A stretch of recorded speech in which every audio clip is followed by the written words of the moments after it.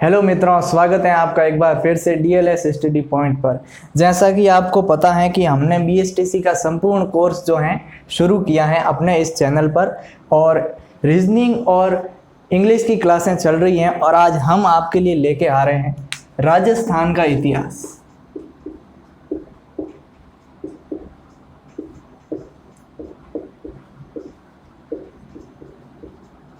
आज हम राजस्थान का इतिहास शुरू करेंगे।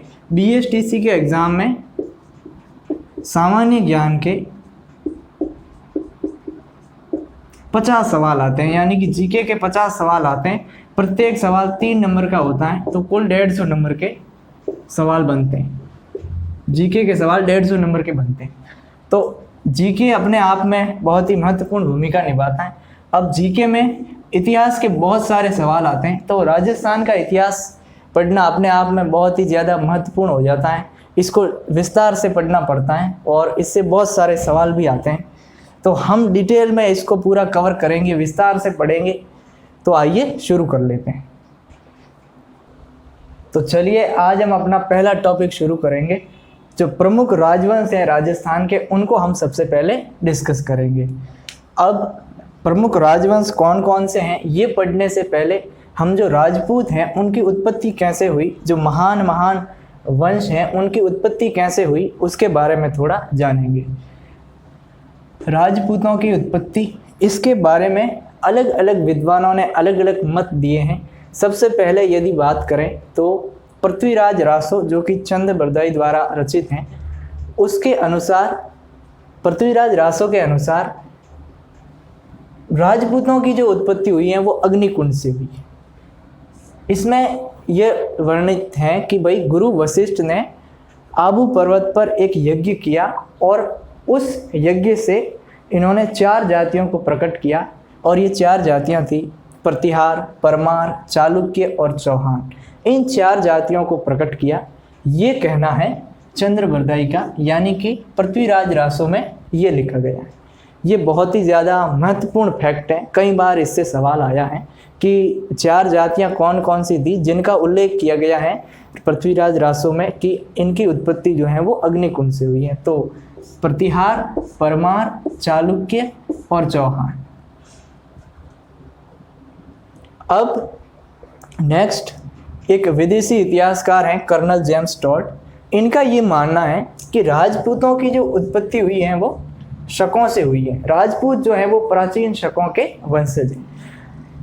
यह अनुमान कर्नल जेम्स टॉड ने राजपूतों की जो परंपराएं और रीति रिवाज हैं उनके आधार पर यह अनुमान लगाया है कर्नल जेम्स टॉड ने कि राजपूत जो है वो शकों के वंशज हैं। अब एक और विदेशी इतिहासकार कनिंगम, इनका ये मानना है कि राजपूत जो हैं वो कुषाणों के वंशज हैं, और इसके लिए इन्होंने ब्रोत गुर्जर ताम्रपत्र की सहायता ली है। अब कुछ भारतीय विद्वान क्या कहते हैं, उनकी राय को यदि देखें तो ब्राह्मणों के वंशज, बहुत सारे ऐसे विद्वान हैं और महान इतिहासकार हैं जिनका ये मानना है कि राजपूत जो हैं वो प्राचीन ब्राह्मणों के वंशज हैं। अब उनमें कौन कौन से विद्वान और इतिहासकार आते हैं? Doctor Dasharath Sharma, doctor Gopinath Sharma, doctor Vishuddhanand Pathak, doctor CV Vaidya और डॉक्टर भंडारकर। इन 5 विद्वानों का ये मानना है कि राजपूतों की जो उत्पत्ति हुई है वो ब्राह्मणों से हुई है, मतलब राजपूत जो है वो प्राचीन ब्राह्मणों के वंशज हैं। अब महान इतिहासकार पंडित गौरीशंकर हीराचंद ओझा, इनकी ये राय है कि राजपूत जो हैं वो प्राचीन क्षत्रियों के वंशज हैं। तो ये फैक्ट भी अपने आप में बहुत ही ज़्यादा महत्वपूर्ण है कि किस इतिहासकार या विद्वान के अनुसार राजपूत जो है वो क्षत्रियों के वंशज हैं। तो उसके लिए हो जाएगा पंडित गौरीशंकर हीराचंद ओझा।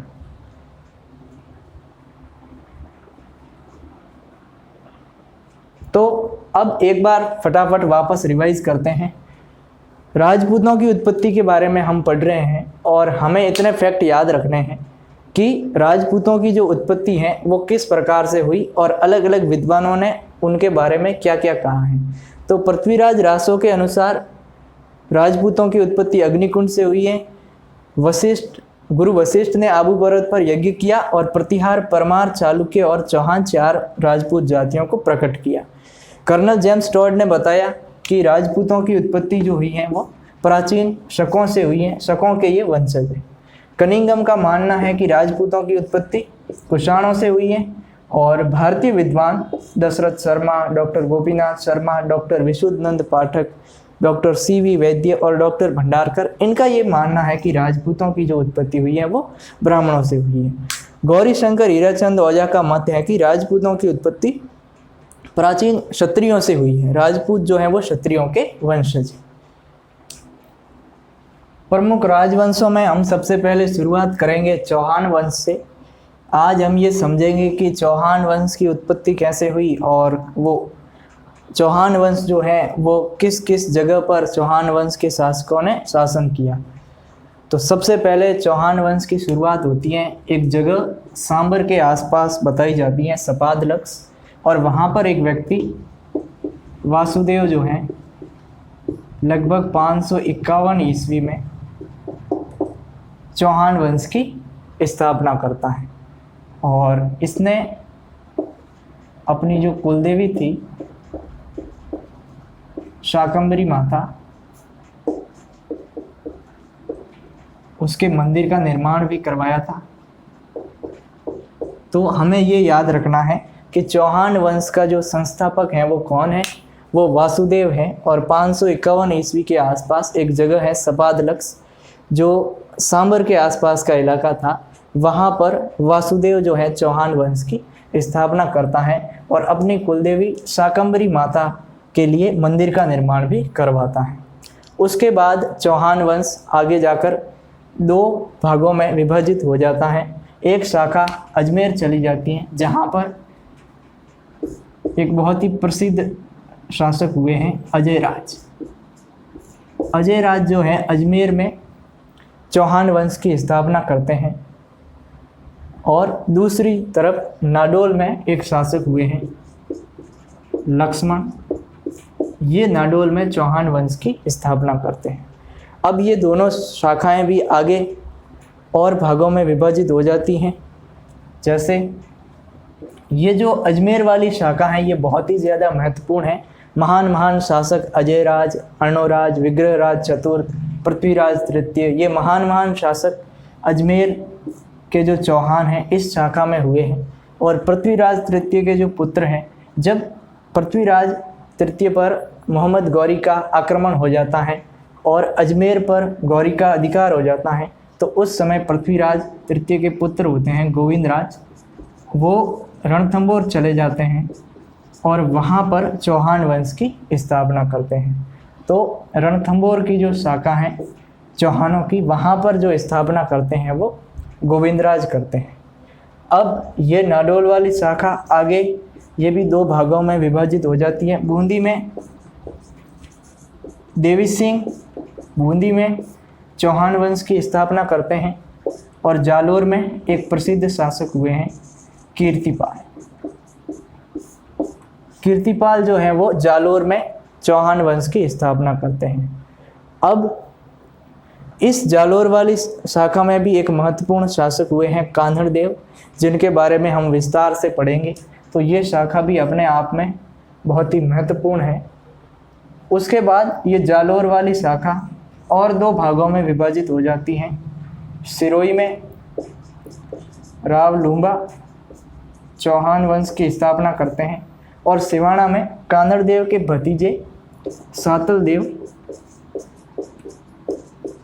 वो जो है सिवाना में चौहान वंश की स्थापना करते हैं। तो अब तक हमने ये देखा है कि चौहान वंश जो है उसकी स्थापना किस प्रकार से होती है और राजस्थान के किन किन जगहों पर चौहान वंश का शासन रहा था। ये पूरे के पूरे जो शासक हैं या फिर ये जो शाखाएं हैं वो चौहान वंश से रिलेटेड हैं, जो सपादलक्स से शुरू हुई और फिर इस प्रकार से अलग अलग भागों में विभाजित हो गई। अब हम इनमें से जो महत्वपूर्ण शाखाएं हैं उनके बारे में पढ़ेंगे, जैसे कि अजमेर के चौहान पढ़ेंगे और जालोर के चौहान पढ़ेंगे, रणथंबोर के चौहान पढ़ेंगे और सातल देव के बारे में पढ़ेंगे। बाकी शाखाओं का कोई विशेष महत्व नहीं है। हालांकि जो बड़े एग्ज़ाम्स हैं उनमें सवाल आ जाते हैं, लेकिन बीएसटीसी के एग्ज़ाम के लिए जो महत्वपूर्ण शासक हुए हैं हम उनके बारे में पढ़ेंगे। अब चौहान वंश के जो संस्थापक थे वासुदेव, उनके बारे में कुछ महत्वपूर्ण जानकारी उसको जान लेते हैं। वासुदेव जो थे, इन्होंने सपाद में चौहान वंश की स्थापना की। तो ये चौहान वंश के संस्थापक हैं, हमें इस बात का पता चलता है। और ये जानकारी बिजोलिया शिलालेख से पता चलती है। और ये वत्स गोत्रीय ब्राह्मण थे, ये भी हमें बिजोलिया शिलालेख से पता चलता है। 551 ईस्वी में इन्होंने स्थापना की चौहान वंश की। इसके अलावा क्या क्या महत्वपूर्ण कार्य किए? सांबर झील का निर्माण करवाया और इसके किनारे अपनी जो कुलदेवी थी शाकंभरी माता, उसके मंदिर का निर्माण करवाया। चौहानों की प्रारंभिक राजधानी अहिछत्रपुर थी, ये भी इम्पोर्टेंट फैक्ट है। और प्रारंभ में चौहान जो थे वो प्रतिहारों के अधीन थे, ये भी अपने आप में एक महत्वपूर्ण जानकारी है। तो हम इतने पॉइंट जो हैं वो याद करेंगे वासुदेव के बारे में।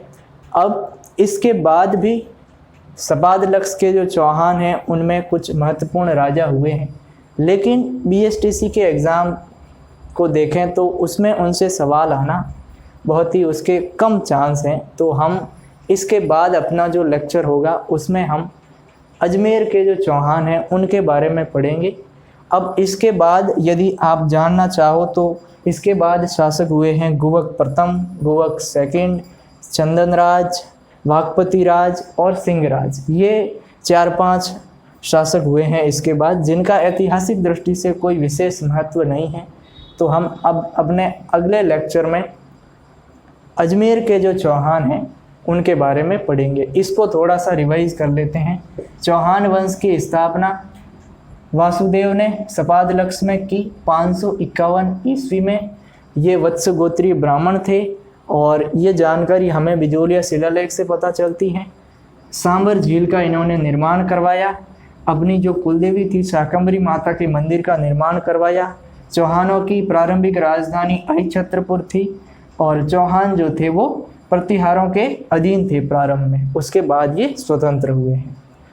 तो चलिए आज के लेक्चर में इतना ही रखते हैं।